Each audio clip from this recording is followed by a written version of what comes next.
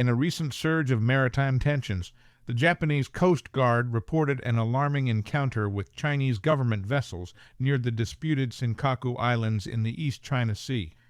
The incident, which occurred last Friday, involved a flotilla of Chinese Coast Guard ships, one of which was armed with a cannon, aggressively pursuing Japanese fishing boats within the contested waters. This confrontation is part of a series of increased Chinese naval activities around these islets, which China claims under the name Diaoyu and Taiwan also claims as Tioyotai. Record patrols and territorial assertions. According to Japan's Jiji Press, the encounter followed just days after China's Coast Guard set a new record for consecutive days of patrols near the islets, marking 158 days of continuous presence since December 22, 2023. This persistent patrolling underscores Beijing's strategic commitment to asserting its territorial claims, challenging Japan's administered control, which has been in place for decades.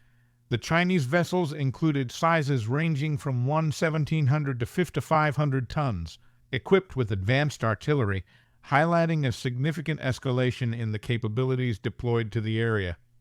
Historical context and international stakes.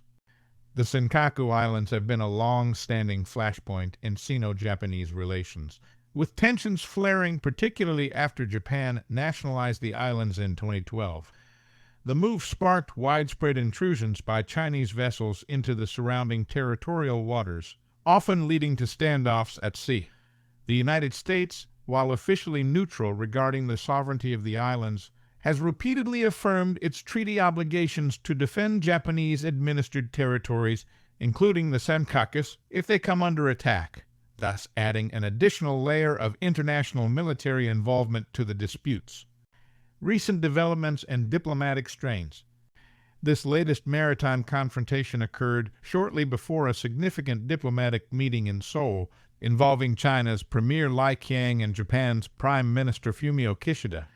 The leaders met ahead of a trilateral dialogue with South Korean President Yoon Suk-yeol, aiming to discuss cooperation on various issues, including trade and technology.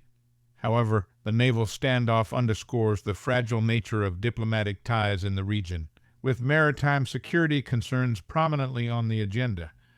China's maritime strategy and regional implications.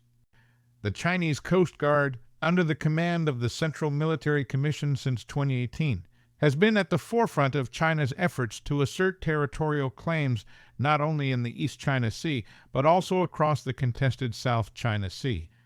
This strategy includes deploying larger, all-weather vessels capable of maintaining a constant presence in disputed waters, thereby attempting to establish de facto control over these areas. Such actions have not only heightened tensions with Japan, but also with other Southeast Asian nations involved in territorial disputes with China. International concerns and future prospects.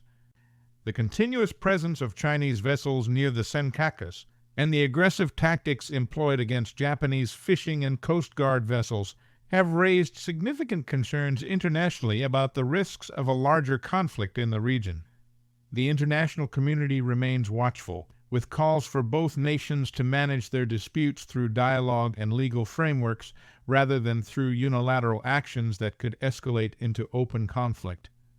As the leaders of Japan, China, and South Korea continue to navigate these complex territorial disputes, the stability of the East China Sea hangs in the balance.